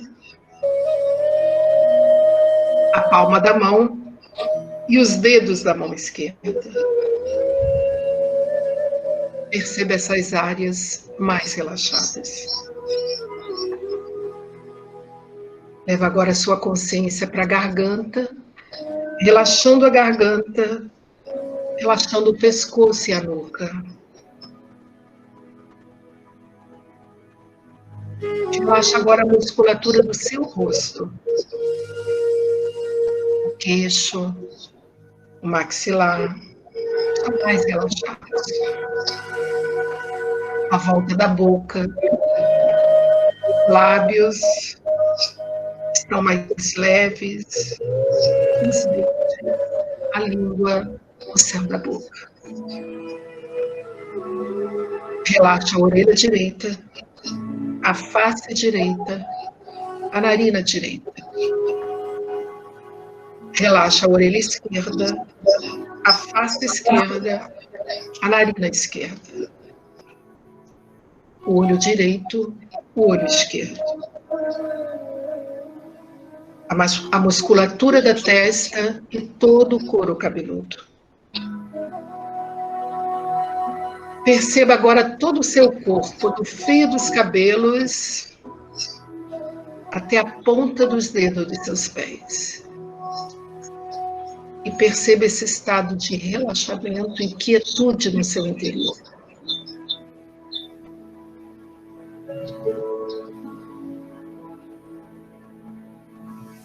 Agora, leva a sua consciência até o seu coração. Perceba seu coração e entre em contato com uma luz pura, cor-de-rosa, no centro do seu coração. Perceba essa luz aumentando, envolvendo todo o seu coração, todo o órgão, e caminhando até o seu cérebro. Envolvendo todo o sistema límbico do seu cérebro.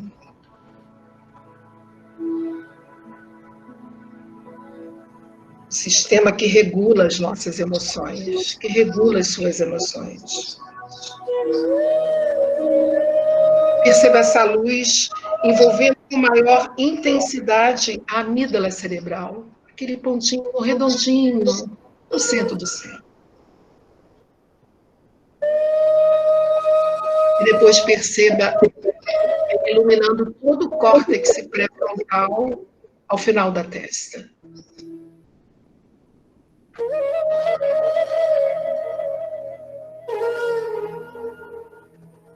Agora volte sua atenção novamente para o coração. E diariamente, faça um convite a si mesmo para tomar um banho de luz. Diante das reviravoltas da vida, o banho de luz nos afasta das forças de destruição e nos leva às forças de cura, às forças de transfiguração, nos higienizando a partir do que é eterno em nós. a higiene da alma. Comungando com as energias sutis da luz, podemos perceber que em todas as circunstâncias, mesmo nos momentos de dor, a graça de Deus pode ser percebida e comungada.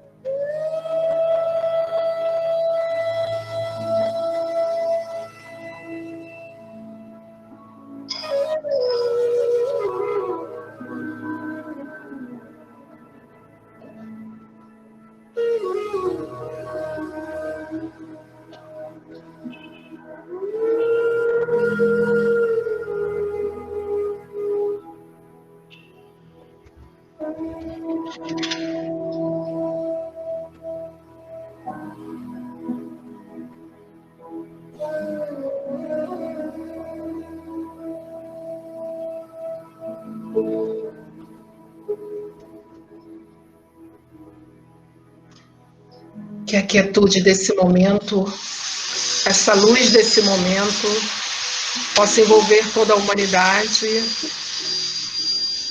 em especial a todos que nesse momento precisam de cura física, mental, psíquica, emocional e espiritual. Em especial os que nesse momento enfrentam e lutam pela vida em função da pandemia. Que a luz que brotou em nosso coração, que iluminou a nossa mente, envolva a todos nesse momento, pelo bem de todos e para a glória de Deus.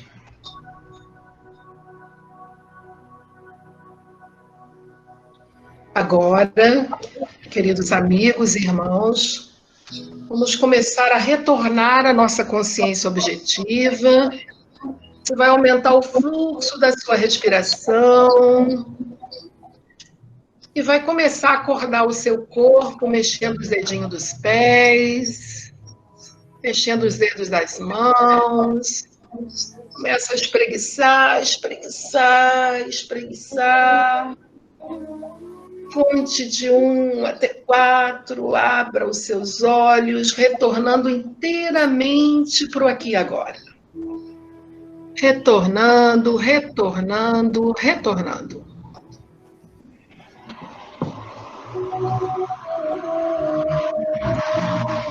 Ok, vamos, o próximo, por favor. Paula agora, todo mundo aí presente? Todo mundo presente aí? Acordou todo mundo? Beleza? Então agora, para terminar, eu quero que, para variar, né? Quem me conhece sabe que não tem como encerrar sem uma música. E aí tem uma música aí que eu convido vocês a cantar. Se Posse gravou essa música há algum tempo, e é uma música muito positiva, traz muito bem-estar, porque ela nos lembra essa alteração das emoções, dessa briga entre razão e emoção, mas que a gente pode começar o dia logo dando um bom dia e tudo vai mudar. Então vamos cantar. Convido vocês a cantarem essa música aí, que é muito positiva.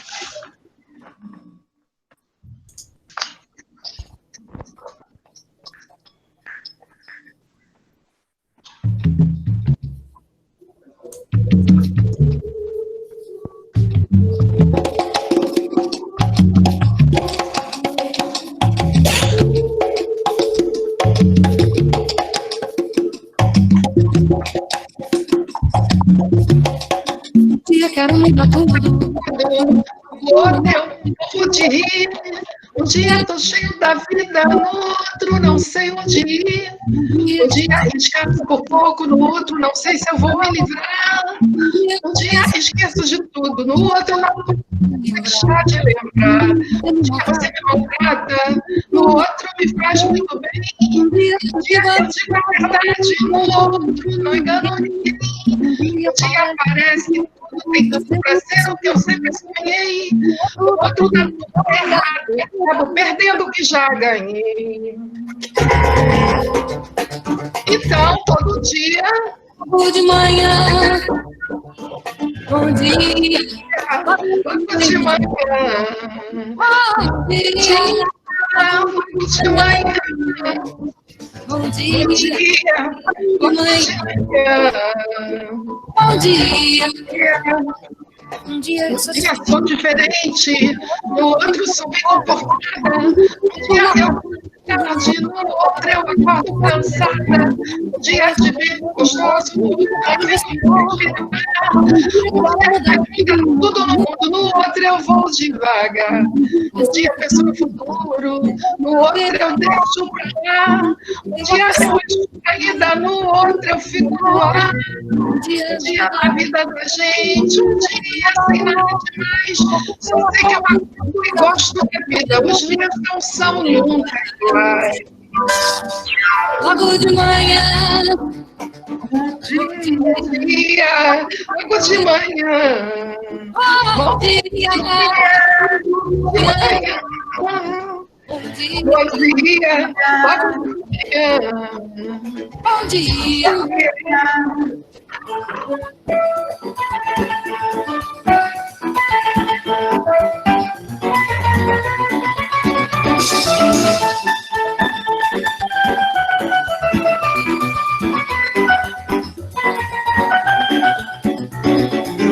Um dia eu sou diferente, no outro eu deixo pra lá. Um dia eu acho a saída, no outro eu fico no ar. Um dia na vida da gente, um dia sem nada demais. Só sei que eu acordo e gosto da vida. Os dias não estão iguais. Logo de manhã, Bom dia, logo de manhã. bom dia, Logo de manhã. bom Bom dia. dia, logo de manhã. Bom dia. Gente, um bom dia todos os dias para todos nós. Gratidão mais uma vez por vocês estarem aqui por esse momento, a grande vida. Agradeço ao grande conselheiro. E vamos continuar dando um bom dia a cada dia. A vida ainda terá muitos desafios pela frente e nós continuaremos. Lembra dessa música? Às vezes quando vocês pegam essa música e cantam, bota lá diz de posse, bom dia, que o nosso ânimo, as nossas emoções virão para o bem-estar. Paz profunda a todos. Gratidão, Elcineia, mais uma vez, pelos ensinamentos transmitidos, né? Nesse momento tão difícil, a gente pegar algumas dicas tão boas, assim, né? Então, uma gratidão profunda, Elcineia, aí pela palestra. Pessoal, nós agora temos uma mãozinha aqui, eu pediria que vocês coloquem, aqueles que quiserem saudar, Elcineia, levanta a mãozinha e vai botar na ordem ali. Mas eu pediria para começar pelo Frater Simão, que é o nosso grande conselheiro de Angola, que está na sala, tá? Só para ele fazer a saudação, e aí depois a gente começa a seguir ali a ordem, tá? Frater Simão, por favor. A referência bibliográfica. Eu devo felicitar a senhora Elcineia pela brilhante palestra, a forma como conseguiu transmitir essa mensagem e que me tocou profundamente, realmente. E os meus parabéns. Muito obrigado. E bom dia a todos, porque aqui é 1h13. Bom dia. Bom dia, né, Frater? Obrigado, Frater Simão, gratidão profunda, irmão. Então, eu vou começar aqui pela fila aqui, né, que está as mãozinhas levantadas. Então, a senhora Valéria Matar, por favor. Gratidão, Frater Luiz Augusto. E gostaria de começar cumprimentando a senhora Elcineia pela brilhante palestra, da qual sou colega de profissão, viu, Sora? Então, trabalhei no Poder Judiciário aqui do Estado de São Paulo, em Ribeirão Preto, durante 30 anos, né? E já vi que temos alguma coisa em comum, que ao longo da sua fala descobri que você trabalhou com crianças em situação de risco. Trabalho voluntário que a gente faz na loja Niterói, é da nossa. E o meu loja. foi realmente meu cotidiano, porque vara da infância no Poder Judiciário. É verdade, eu imagino. Não, mas assim, apesar de ser uma questão um tanto quanto pesada, gostaria de saber da Soror o que é a abordagem da neurociência, que eu vi que é a sua base, né? Não sei se é a sua base de trabalho, tem a nos dizer a respeito dos casos de psicopatia, né? Que a gente vê cada vez mais a violência aumentando, né? É lógico que tem várias causas, né? Mas, em especial, a condição dos psicopatas, né?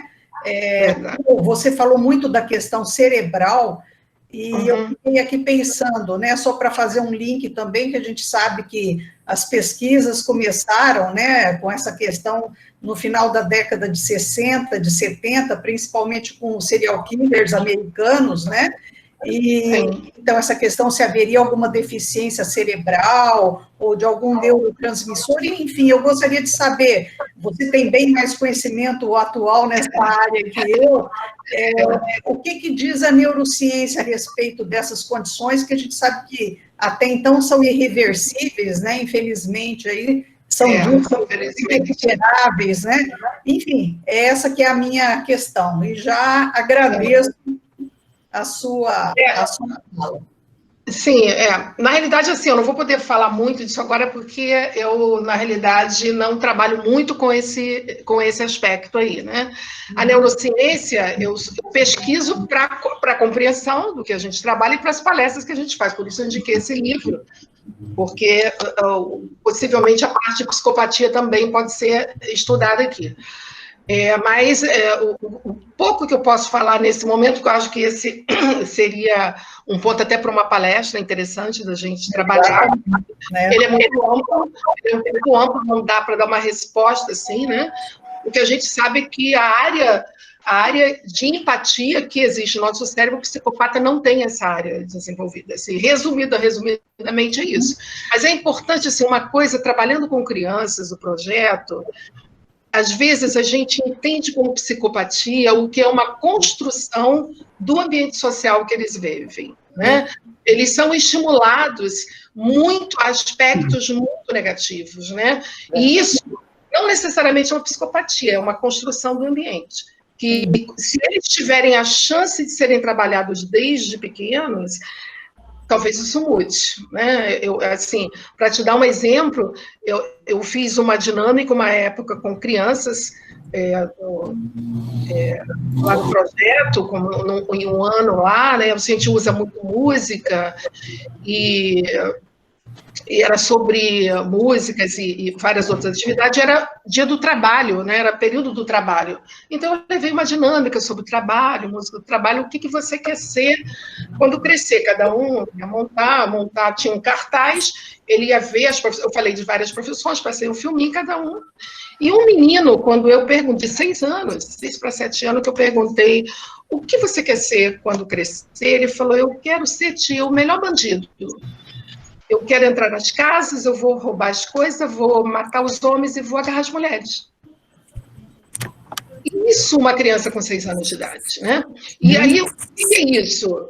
Porque o ambiente familiar dele era um ambiente que várias pessoas eram aprisionadas. Sim. Então, o que num primeiro momento parece uma psicopatia, pode até ser, eu não posso dizer que não é, porque eu não fiz uma teta do cérebro dele, mas aquele ambiente social já me chama a atenção desse ponto. E aí nós começamos a trabalhar com ele com outras possibilidades, né? E aí, por exemplo, na hora eu falei com ele, mas vamos pensar em profissões que a lei diz que é ok e a lei diz que outras profissões não são ok. Eu não tirei a palavra profissão do melhor bandido, porque isso constitui a ele, né? Então, eu falei, por exemplo, tem profissões que pode, a lei diz que está tudo bem, posso ser um professor, posso ser médico. E há outras profissões que a lei diz, não, isso aí não pode. O bandido, a lei não permite que seja. Vamos pensar outra possibilidade. Como é que você gostaria de ser, além disso? Ele falou nada. E aí eu perguntei para ele, o que você mais gosta de brincar? Ele falou, jogar futebol. Eu falei, opa, vamos pensar, no mundo do futebol está assim de profissão. E é legal. Então, ó, tem jogador, tem né, o bandeirinho, tem o técnico. E aí a gente começou, e aí não dá para contar tudo, porque senão o grande conselheiro vai ficar muito longo, mas foi um trabalho que a gente fez durante 3 anos com ele, e em cada etapa a gente viu construindo dentro dele o desejo de uma outra profissão. Para só, resumidamente, ele construiu, naquele momento ele não conseguia fazer um campo de futebol, quando eu falei com ele, aonde que você se vê aqui, o que você quer fazer? E ele falava, não, eu quero ser jogador, então tá bom, mas eu não sei fazer um campo de futebol, vamos lá, vamos pensar, vamos tentar. Aí ele construiu, mas não tinha bonequinho nenhum, e aí ele foi construindo. No segundo ano, ele já construiu todo o campo de futebol com os bonequinhos. No terceiro ano, quando de novo eu fiz esse trabalho na Semana do Trabalho, ele fez de novo o campo de futebol com tudo, e depois ele falou assim, tia, você me dá mais um cartaz?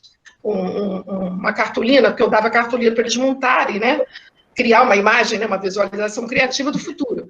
Então, me dá mais um cartaz. Ele falou assim para mim, como que se faz um caminhão de bombeiro? Porque eu estava aqui pensando que eu também acho que ia gostar de ser bombeiro. E começou a descobrir, né, outras possibilidades. Então, num primeiro momento, quando você vê uma criança te dizer isso, você pensa, é um psicopata, nasceu psicopata, a área lá né, não está desenvolvida, não foi constituída. E não necessariamente. O ambiente cultural fomenta essas possibilidades, inspira, né, sabe a coisa das emoções de fundo, você vai construindo isso, porque a interação social está te dizendo, isso é bacana, isso aí vai te dar poder. Agora, a gente, assim, é um tema muito profundo, para entender as dinâmicas mais profundas do estudo disso, a gente precisa fazer um estudo maior, né? Não, sim, eu agradeço, porque eu só queria ter uma noção do que era falado. Mas gratidão, parabéns pela abordagem, pela palestra. Obrigada. Mais profunda. Mais profunda, Soro. Fala, Silmara. Sem som. Silmara. Luiz, você está sem som. Diga no grande conselheiro, você está falando, mas você está sem som. Não está vindo sua voz. Obrigado. O Frater Luiz Carlos, por favor, agora ali pela ordem, depois a Silmara, depois o Frater Clarice, depois a Ana Campelo. Frater Luiz Carlos.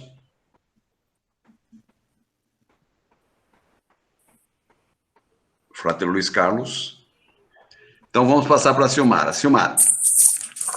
Fala, querida amiga. Tem que abrir o microfone. Tá. Tá sem som. Tá sem som, tá muito baixo o teu som, tem que levantar o som. Tá sem som, não dá para ouvir.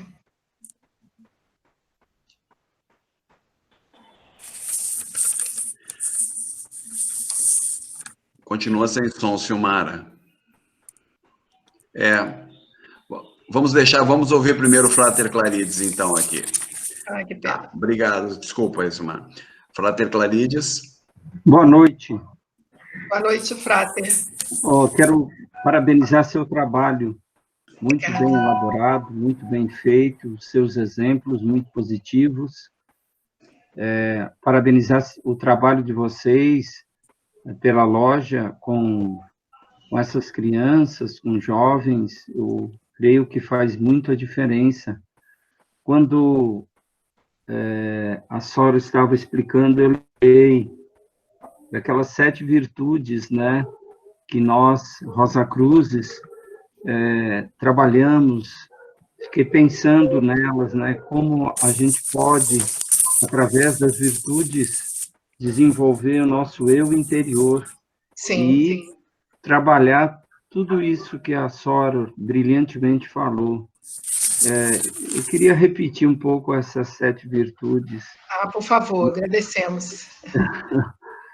A humildade, o desapego. Aí eu fiquei lembrando no budismo de Dalai Lama, né? A constância, a tolerância, Isso. a sinceridade, a compaixão e a sabedoria. E, nossa, isso seria o divino, né? Conseguir alcançar tudo isso. Mas, assim, no nosso dia a dia, eu vi a Sora explicando como é importante esse trabalho com o eu interior, e depois, no final, a Sora coloca o santo, né? Que é esse laboratório que a gente tem para trabalhar o nosso eu interior, trabalhar as nossas vibrações positivas. Sabemos que, nesse momento, estamos passando por uma tempestade, mas depois da tempestade também vem a bonança, né?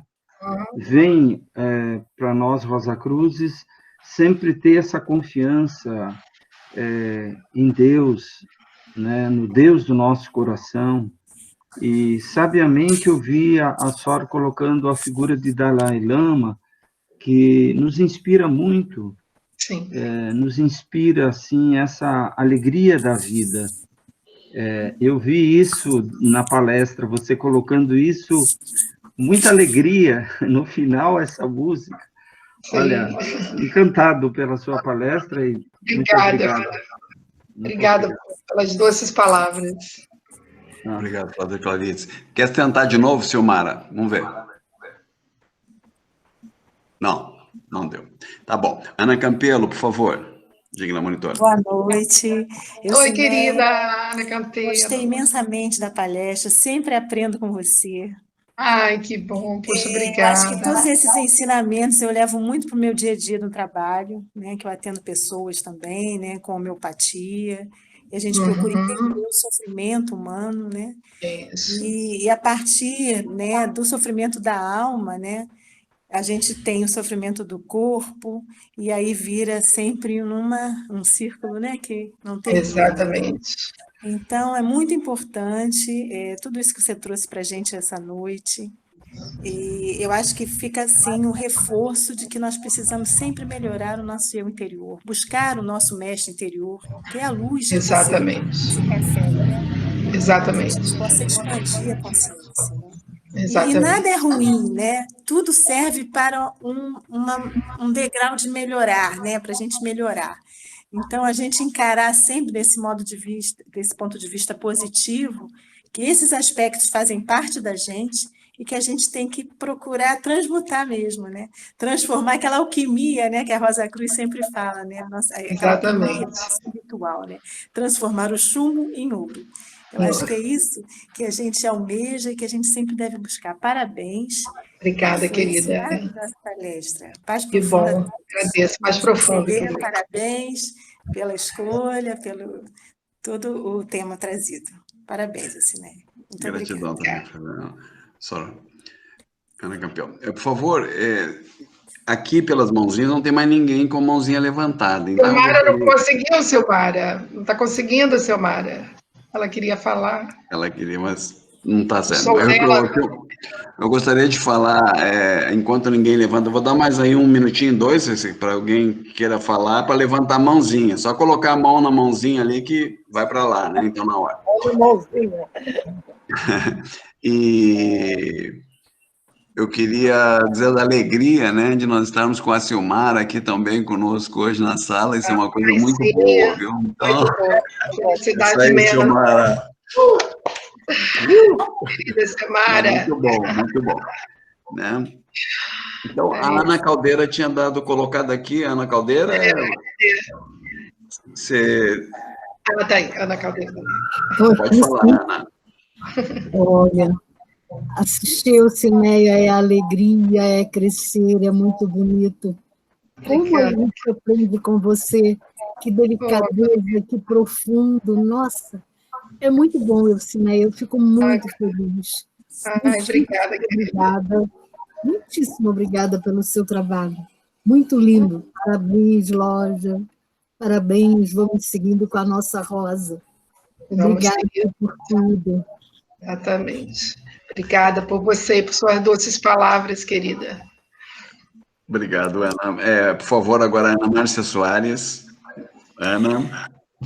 Gratidão, Alcineia, Obrigada. sempre um prazer assistir às suas palestras. Eu já tive o prazer de assistir essa sua palestra aqui no nosso Pronaus. Isso, eu fui bem bonita, exatamente. Foi maravilhosa, e essa vez assim foi maravilhosa de novo. E esse tema é muito pertinente sempre, né? Porque nós temos que nos melhorar a cada dia. E esse momento, o mundo está nesse momento tão negro, né? É uma luz, é uma tocha, né? Então, gratidão, gratidão e gratidão. Beijo no seu coração. Obrigada por você, suas doces palavras. Frater Benigno, por favor. Acho que... Benigno, você está com a mãozinha levantada aí. Bom, tudo bem. Acho que foi tudo elucidado, né? Parabéns, gratidão.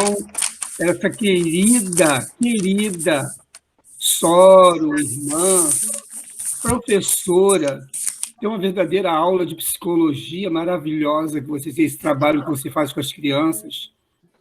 Continue assim com esse diamante que você é. Ai, obrigada. Você é um diamante. Está ofuscando essas luzes divinas nos nossos corações. Parabéns, minha irmã. Querida. Do profundo do meu ser. Oh, muito obrigada. Palavras lindas, né? Você vê como que ser Rosa Cruz é isso, né? A gente pode ficar um pouco vaidoso, né? Porque esses irmãos queridos ficam... Mas é verdade. Obrigada, querido. Obrigada mesmo. Uma alegria. Obrigado, Benigno. O Frater Luiz Carlos, ele continua com a mão levantada, não sei se naquela hora ele não conseguiu falar, dá mais uma oportunidade aqui para ver. Frater Luiz Carlos. Não? Frater Luiz Carlos? Eu não consigo vê-lo, acho que... Bom, pessoal, última chance aí para a gente falar alguma coisa, senão vamos dar um abraço coletivo aí. Queria agradecer a presença de todos, agradecer ao Cineia mais uma vez, né, e agradecer a presença de todos os fratres sorores, os amigos da MORC, né, é muito bom a gente ter voltado a ficar junto aí. Sim, muito bom mesmo, uma alegria. Obrigada, meus irmãos, mais uma vez. A gente também tem uma grande graça quando a gente é convidado assim, pelo grande conselheiro a apresentar um trabalho, não só porque a gente estuda mais, mas porque a missão de todo místico é aquilo que ele vai construindo dentro dele deve ir para o outro, né? Tem que sair para o outro também, tem que despertar o desejo do outro. Então, quando a gente tem a oportunidade de fazer isso, é uma bênção para a gente também, né? Por isso, não temam em fazer, não tenham nenhum temor de fazer, tentem desenvolver os seus trabalhos, apresentar, porque é uma bênção para nós mesmos, né? Poder realizar um trabalho que possa beneficiar a nós e a todos, né? E a humanidade, porque, de um modo geral, toda essa força se expandiu aí para... Né? Para todos. Né? Para todos. Então, obrigada. Obrigada. Então, Cineia, obrigado. Fratres sorores, obrigado. Eu proponho um abraço coletivo para nos despedirmos, né? Muito obrigado a todos, gratidão aí à equipe que trabalhou, Paulo, Davi, Paulo, querido, obrigado. André. Paulo, obrigado mais uma vez. O pessoal que está oculto aí, mas está trabalhando, né? Maria Lúcia, pensei que você não estivesse aí, Maria Lúcia. Para o fundo, um grande abraço a todos. Boa noite. Parabéns. Parabéns, Elcinéia. Obrigado, Elcinéia. Uma aula. A cada palestra sua é uma aula. Pois a carteirinha número 1 não tinha falado, eu já estava aqui estranhando. Eu ia levantar na mão, mas aí eu resolvi falar logo. É uma aula. Muito obrigada, querida. Obrigada, meu amor. Pessoal, então tchau, né? Vamos. Tchau.